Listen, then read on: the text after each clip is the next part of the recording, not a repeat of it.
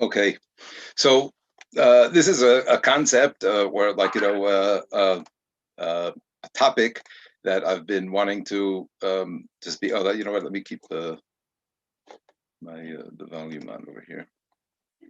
Okay, I'm just saying, I'm streaming this on YouTube. So if you want to turn off your like, I don't know, if you care that people see you in the world, then you might want to, you know what I mean, keep your whatever, however you say that. Okay, anyway. Fine. Okay. So there's this concept of Gehenna that gets talked about, and a lot of people, uh, uh, a lot of their Judaism seems to revolve around the concept of Gehenna, and wanting to make sure that they're doing things that are not going to get them into Gehenna and things like that. And I feel like it's something that bothered me for a very long time. Specifically in the following way, what bothered me was that I felt I would, like, live over here in this world and try really hard and work hard and do my best. And of course, I mess up like everybody messes up, and everything like that. And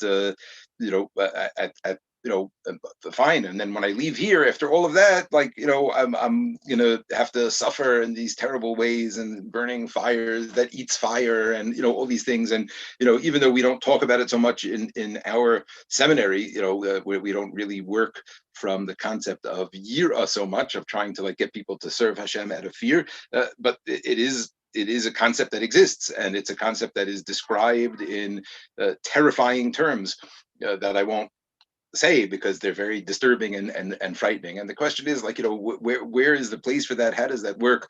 How does the Torah see that? Isn't Hashem nice and kind and good? And where is the place for this? In the Christian version, hell is like a place for punishment, for, like, getting back at a person for the bad things that they did. But that's not what we see. Hashem is, here. He built a world of chesed. He built a world to give us chesed. So where does this terrible, terrible place of punishment and terrible suffering, where does that come in? And how does that work in the picture of things? So what I would like to do is, I don't know if we're going to get through this all in one class. I, sort of don't have a real time frame on it, but I would like to at least get started. And what we're going to do is like this. I have over here, we're going to start with this piece from Derech Hashem. This is Sefer Derech Hashem from the Ramchal. I'll zoom it in a bit so we could all see it better. Is that good? Okay.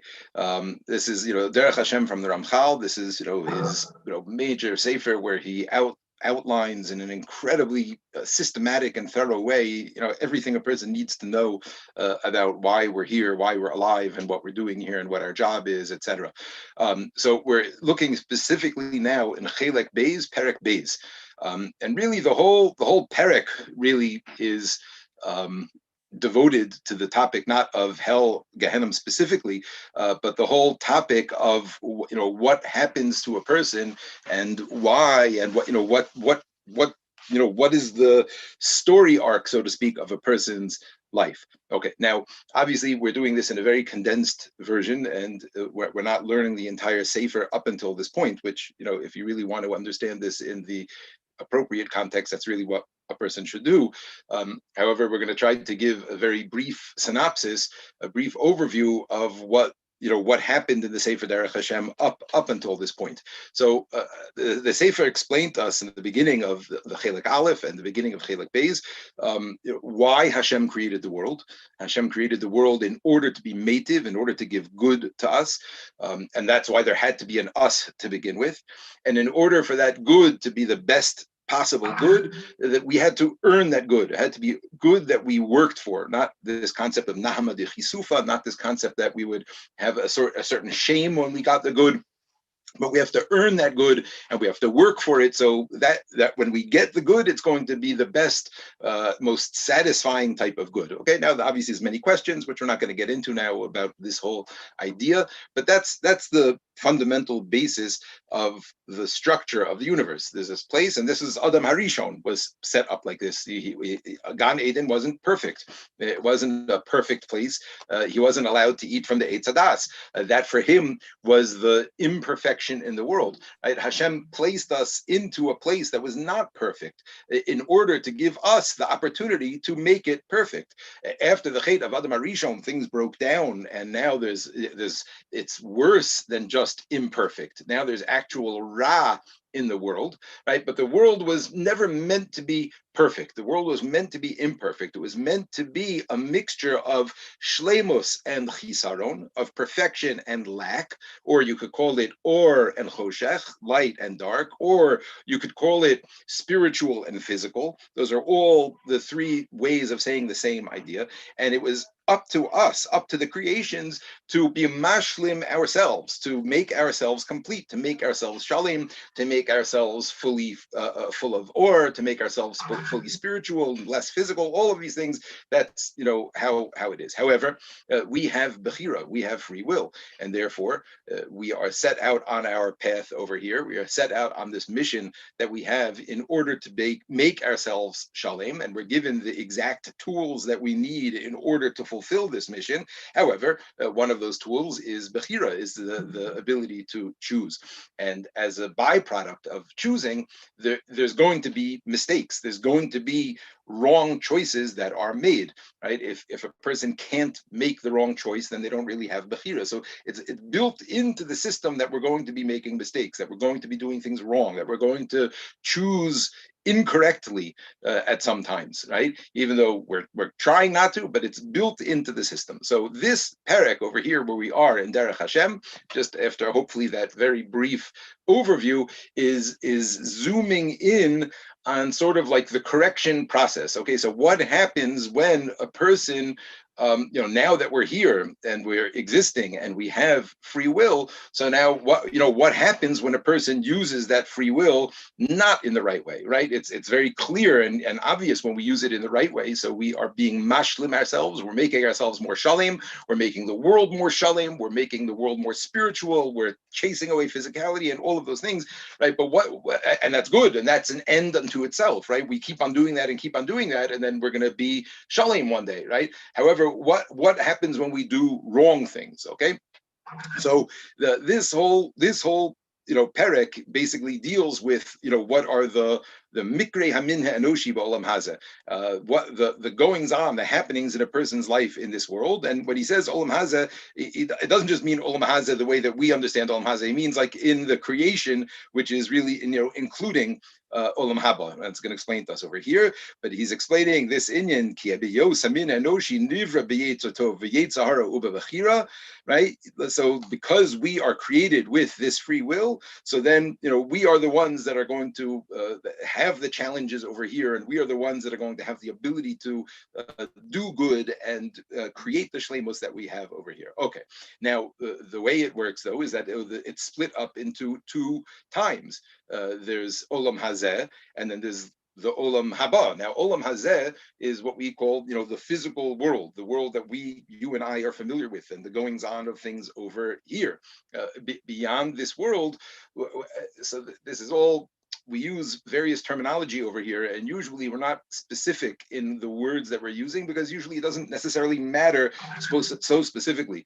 So we'll say olam haba, and we'll use that term to mean things like Gan Eden, or things like all different things that we'll say. So when we're talking about olam haba, we're not talking about olam haba meaning the ultimate olam haba, like the ultimate goal where we're going to be in that state of shleimus, but we're saying in the world that's past this world. Okay, so meaning Gehenna is going to be a part of olam haba, is what I'm explaining now in this discussion. Okay.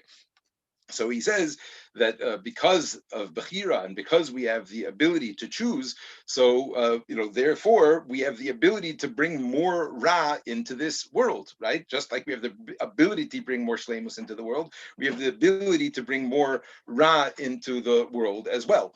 And since our goal is to reach that stage of Shleimus, our goal is to reach that page, that place, that stage and place of perfection and completion. So any Ra that we bring into the world, any further lack of shlemus that we bring into the world, we're going to have to get rid of, right? We're going to have to undo what we've done, right? In other words, we were created at a certain place. So let's even talk about Adam Harishon, because that was the first place where this happened, right? Adam Harishon, like we said earlier. And again, this is a very big topic, and we could spend a lot of time on this, but just for in a small nutshell, right? So Adam Harishon was created. Again, Gan Eden was not perfect. He had a challenge over there. There was a chisaron, that one mitzvah he had, not to eat from the eitz hadas.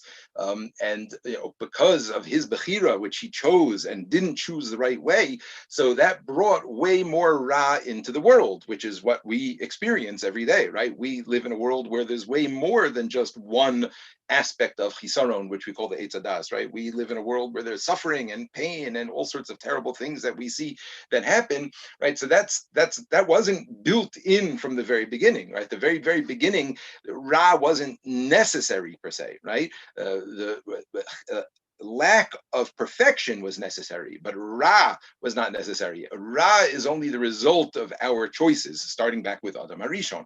Okay, now how this applies to all of us is that any time that you or I or anybody makes a choice that is Ra, we're making the wrong choice. So just like Adam Harishon, right? Although the stakes are not as high, although I mean we're supposed to view it as if they are, right? But just like Adam Harishon, he took a level of of imperfection and made it worse. And now all of our work over these 6,000 years is to bring ourselves back up and then to do what Adam Rishon was supposed to have done. So it's the same thing. Every time I was brought into the world with a certain equilibrium and a certain amount of perfection that I could have achieved and a certain amount of lack that Hashem knew I needed in order to do the work that was here, right? But every time I've done a bad thing, so rather than just having this much to make up, right? So then it gets lower and lower. I'm adding more ra into my life. I'm bringing more chisaron in, right? And that's got to get undone.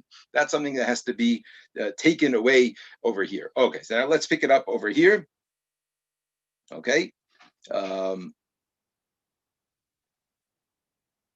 Okay, so he says, yeah, when a person dies, there's a big din that happens, about what that person is and, what's going to happen with them. But, and that's in terms of the judging the person on a whole. We're not going to get into that right now. But he says like this, L'maisim tovim asher l'rasha, v'l'maisim arayim asher l'tzadik, al tzad hamiut, yimtza olam haza b'hatzlochasav v'tzarosav. Okay, so what happens in Olam Hazeh? In Olam Hazeh is the place where the Rasha, the person who doesn't deserve to progress, and we're going to see that that's very, very few people, certainly not anybody who's trying to get there.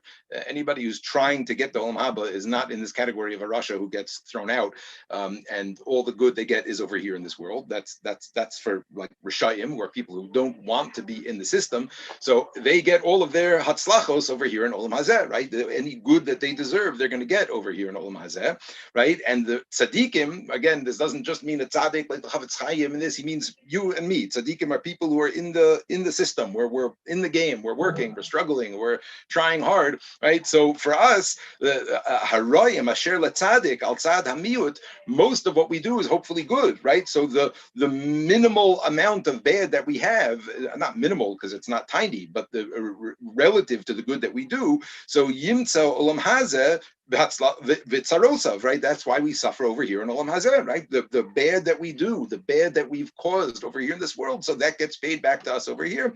Shebo Yekabel Harasha Gemul Miyatas Asher Lo B'Hatzlochosav. That's where the Rasha gets the good for his few good actions. V'Hatzadik Onesh Avonosav B'Yisurin Shebo, and a tzaddik is paid back over here. A tzaddik suffers over here in this world for the bad things that they've done, and that's why you find you can have a Rasha who lives a great life over here because he's getting all of his schar over here in Olam Hazeh, and when he leaves here, he's not going to be left with anything. And a tzaddik, a person who's so good and works so good, hard at trying to be from and all these things, and they suffer and they have terrible sorrows and all sorts of things that happen to them, and it feels so unfair, and it seems like there's no reason for this to be, right?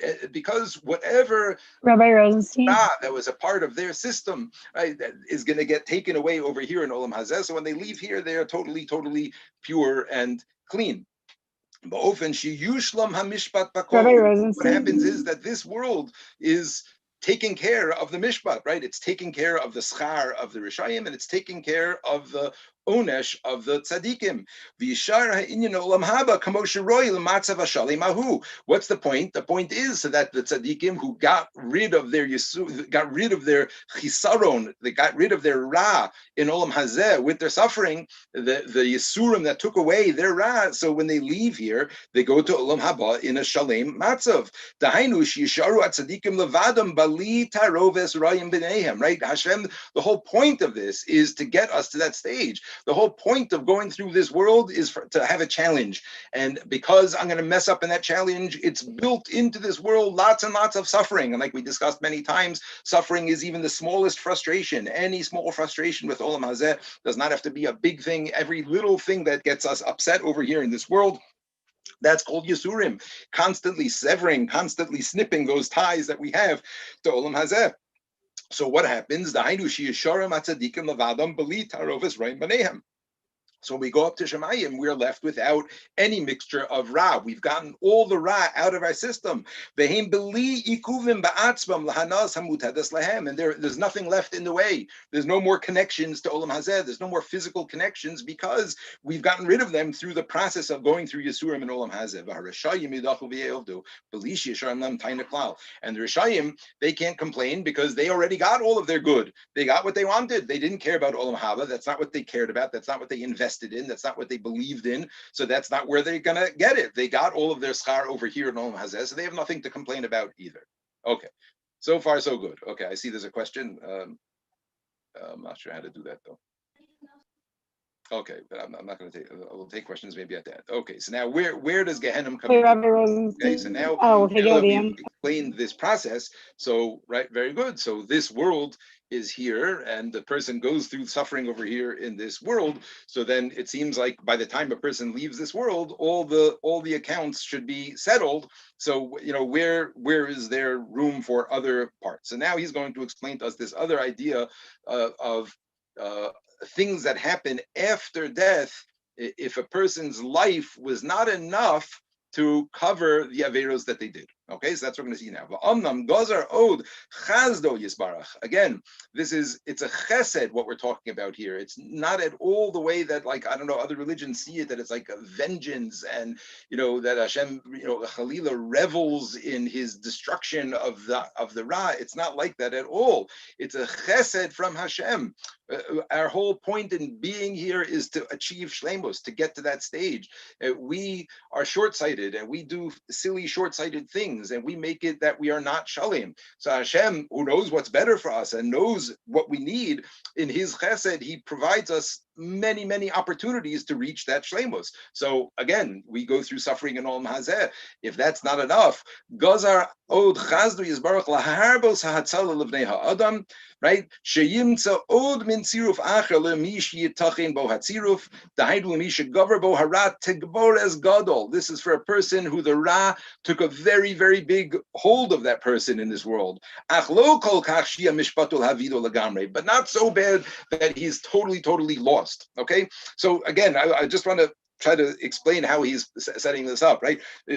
Originally, we said there's two categories, right? There's people who make it through the world, people who are connected to Hashem, connected to Olam Haba, and they're on the path. We're calling those people tzaddikim. And then we have another category, which we're calling Rishayim, and we're saying that those are people who don't care about Olam Haba. They don't care about Hashem. They leave me alone with this. I'm not interested. This is not what I want. And again, this is not for you and me to judge who's who and what's what. We can only think about ourselves and what's in our hearts, right? That's the only point of this, right? But a person who is, let's assume, I'm hoping if all of you came to seminary and you all care about your, spiritual future, and you're all here listening, so then, we're all on the tzaddikim page, right? Anybody who's tuning in and listening now is on the tzaddikim page. So we're all here on the track of getting ourselves to Olam Haba. We're not interested in getting our schar in Olam Hazeh. We're not cashing out over here and saying, okay, don't tell me about this Olam Haba thing. I want it. Show me the money. That's not what we're saying. Okay, so you and I, he's talking to us. We are on this track, right? We are on the track of people who are headed towards Olam Haba. Now, Hashem worked into the world the tikkun of Yisurim, right? And now for people for whom now they just made it onto the tikkun track, right? They just made it. Really, they're almost at that stage of being completely lost. They're almost at that stage of not having any schus at all. And he's going to explain to us later. These might be people who have no merit on their own, except that they were attached to somebody who had a lot of merit. People like that. These people who are very, very far off the fringe, right? But still, Hashem is doing anything he can to, so to speak, not lose them, even though they've chosen so poorly. So for people like that, so that they shouldn't get lost completely, right? Then there's this stage of punishment. So who klal onshim shayose roshom behem hu adin begehenim. Now we get into this category of these spiritual suffering and spiritual affliction that happens after we leave this world, right? It's again, he's telling us for the category of people, the people who like just make the cut, right? But they have to go, I don't know, like in a sports example, like they have to go to remedial summer camp, right? Those people are thrilled, right? Those people are so thrilled. Their friends in high school and college didn't make the cut at all. They didn't make the team at all, and even though they have to go to remedial camp, but they made the cut, they made the team, so they're gonna be so excited when they're working like crazy during that summer training camp, because that means that they're on the team. והכוונה בו להעניש החוטא כפי חטאיו באופן שאחרי ואנשו לא יהיה עוד חוב עליו על מעשה הרע שעשה ויוכל אחרי כן לקבל גמול אמיתי כפי שהשם מעשה הטובים. Right? And again, the point is the same as you and me going through Yisurim in Olam Hazeh, just to cleanse us, to get all of that physicality, to get all of that ra, to get all of that chisaron out of the way, so that a person can achieve their shleimus in a shalem, perfect way. Now look what he says over here, and again, I guess this is so important to see. V'nimtza shal yedei zeh ha'ovdim mamish yihi mizer lo kabir. Right? So again, to realize that the people who really are lost completely is going to be a tiny fraction, because there's so many ways that Hashem has to fix a person up, and Hashem is going to do that. Ki hine lo yu ela osam shegavar be'hamara shiyaver shir kol kach gadol sheyevshar shematzeh makom b'shum panim lios nisharim b'gmul amiti v'nazan nitzchias. Right? Okay, so people who are so far gone that even Gehenna is not going to be enough to purge them of their ra. They're so thoroughly ra that they don't have a part in the Olam Haba at all. Okay, so that's the idea here. He talks more about the whole concept of Yisurim, how Yisurim help a person over here in Olam Hazeh. Specifically, that he knows that we're going to make mistakes, and he knows that it's going to be inside of us, a tarovas of choshech and achirus. There's going to be this mixture of ra and darkness. And when this mixture doesn't allow us to get close to Hashem, so therefore Hashem allows us to purify ourselves, to be purified. This is like what we've said so many times in class. Right? Yisurim remove that dirt from us. It's a metzius. It happens just by virtue of the fact that a person suffers. It removes, it scrubs away, it takes away the ra. And again, it's so important to remember this chesed is a chesed. This is all set up for us. It's all set up for our benefit. Nobody's out to get us over here. Only the only one out to get us is the Yetzer Hara, who's trying to convince you that somebody here is out to get you. That's the only one who's out to get you, right? Hashem set this whole system up for your benefit, for my benefit, because he knows we're going to make mistakes. He knows we're going to make stupid errors. He knows we're going to do things wrong. He knows we're going to be selfish. So he works into the world a system that all the time we're able to pay back. We're able to pay back in small amounts that are tolerable, sometimes bigger, sometimes the pot hurts more. right? We all are familiar with that, right? But there's a system that's here, it's in place, and the whole system is here for our chesed. It's all in order to help us.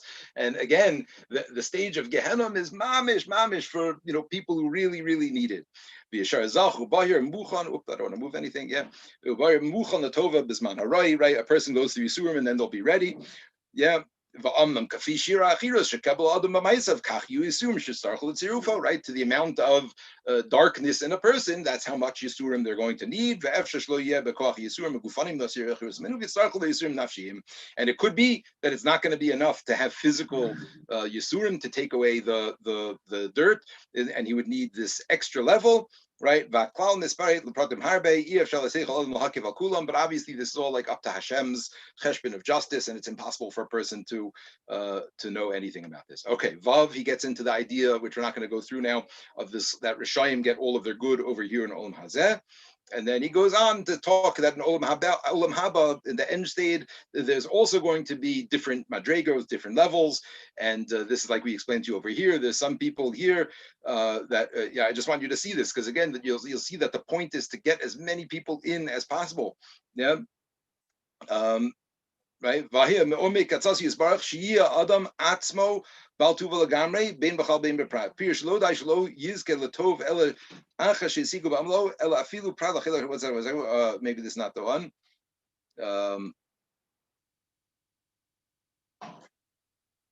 Honestly, there's a point where he says that there are people who are only over there, the people who are there only because of their connection to the okay. Because this is the idea of again, the suffering that happens in this world, the idea of why some people have it good in this world when it seems that they don't deserve to have it good, and what is coming up in the next world, and who is that for, and and that's that setup over here. Now, I again have this notion that people have said, I've heard a lot of times, and like I said, I heard this growing up a lot, that but everybody knows that, like, everybody goes to Gehenna for some amount of time. Isn't that why you say Kaddish for a person? Isn't that why this and that? And it's all not true. It's all not accurate. There's no such I mean, I'm not going to say there's no such source. I don't know. There may be a Rav or a Sefer or somebody or something that says that or something like that. That very well may be. Like, there's many approaches in Torah to many things. All I know is the Torah of the Ramchal. That's where I've put all of my eggs into this basket.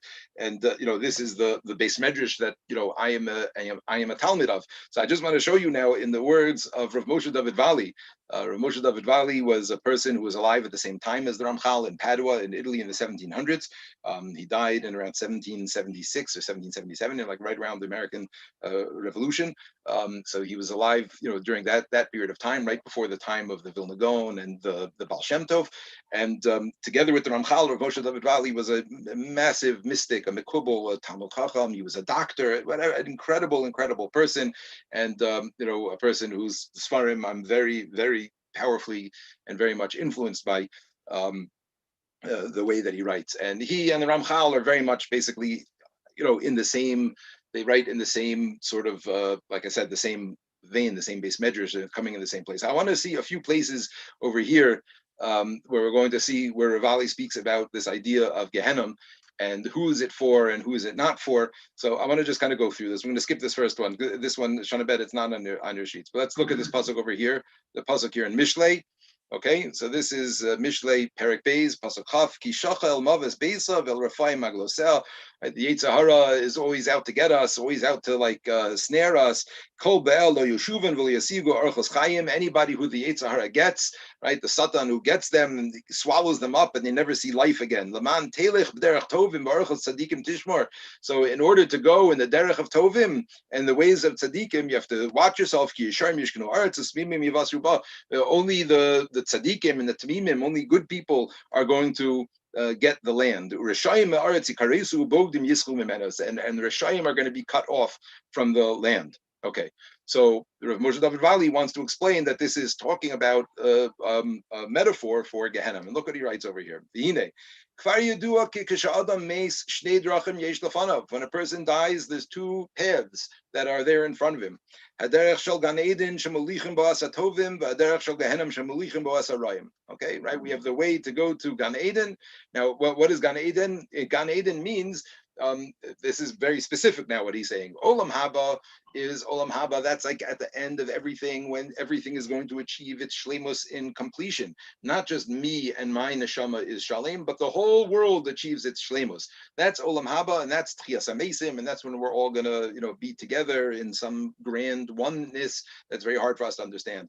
Gan Eden is also, we can't really understand it because it's not physical, it's spiritual, but it is understandable. Gan Eden is a place where individual neshamas go when they're done, when they're finished, when they finish their mission over here. Meretz Hashem by all of us that we'll finish over here. We don't need to go to, we don't need to come back as a Gilgul. We don't need to come back as a this or that. We finish our mission, but the world is not ready yet. The world is not ready. The world's mission is not over yet. So we are going to hang out in Gan Eden, and that's a place that is described as, incredible and wonderful and beautiful, but again, obviously not physical. But that's what he's talking over here. So when a person dies, a regular person dies, not fast forwarding to Olam Haba at the end of everything. So a person dies today. So there's two paths in front of him. One is to Gan Eden, which is where they go, the good people. And the other place is to Gehenna. Okay. Go in the ways of the good. What he's saying here, what Mishlei is writing, I'm telling you, do all these good things so that you'll go on the good path. Eden, right?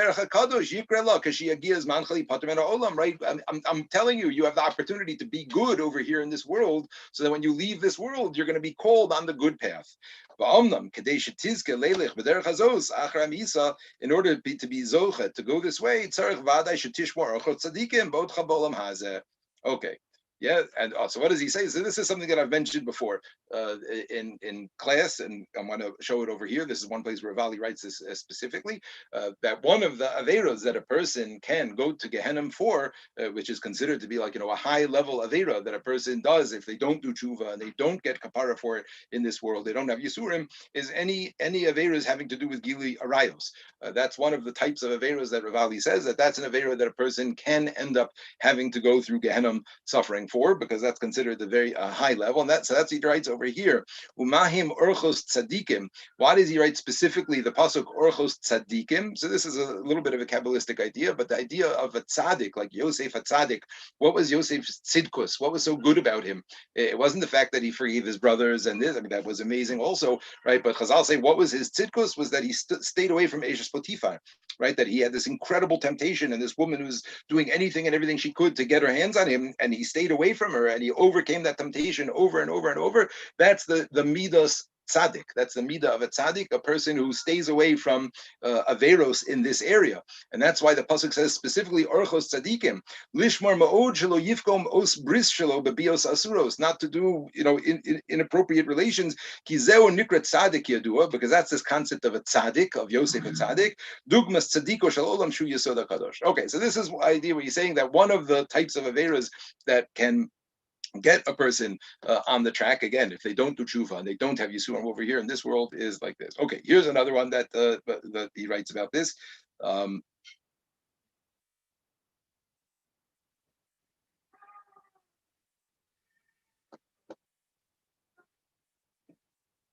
Right. Okay. So again, there's another. It's basically the same idea that the pasuk is saying that the Torah has the power to heal. Refuas to heal sharecha v'shikuy lat masecha. So he says. So if Hashem needs to bring the Torah as a cure, why should a person get sick to begin with? So he would, So he says no, because a person needs to suffer in this world. Ein adam tzaddik ba'aretz asher yaseh tov lo yechta. Right. A person. There's no such thing as a person who does good and never sins.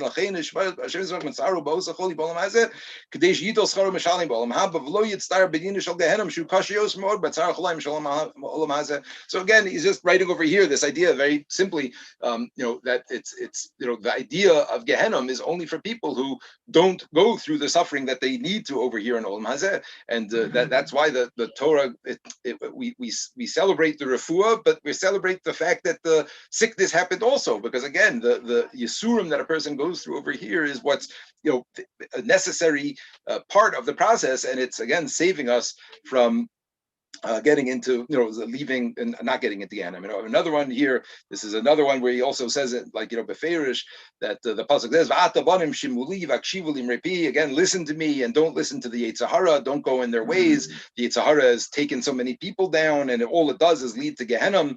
Yeah. He says, Hashem tries very hard, so to speak, that no Jews should end up going to Gehenna. Right? As opposed to the other nations, that if they're going to end up going to Gehenna, that's what happens. Yeah. Okay, yeah, he said, but before you fall into the Avera, before you get there, right? But the idea that Hashem is doing anything and everything he can to avoid us having to get to Gehenna, and he has another one that he says the same thing, the same idea again. I don't know, we could go on and on, but I just, I think that it's very important to not live in fear of Gehenna. A person suffers plenty over here in this world. A person goes through a lot over here over the course of life, and as long as we are not fighting back when we suffer, right? That's the only recipe. That's how a person can lose from their Yisurim. When a person fights back in suffering at Hashem and kicks back, Boit Yisurim is the expression, right? But otherwise, a person goes through this world and we suffer, and hopefully we're not doing any of these gigantic averas, and hopefully if we've done any of these gigantic averas, we're doing tshuva and begging Hashem to let us deal with it over here in Olam Hazeh, right? But I feel that there is no reason for a decent Jew, a good Jew who's trying hard and knows in their heart that they're not doing these terrible big things, that we should not be living in but a fear of Gehenna. Okay, if it's going to stop me from doing bad things, so then that's great, but not in like a fear of a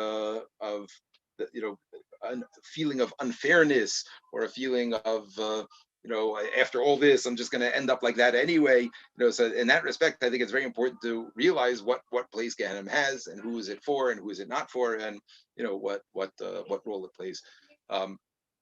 Okay, if there's any questions, we'll take any questions.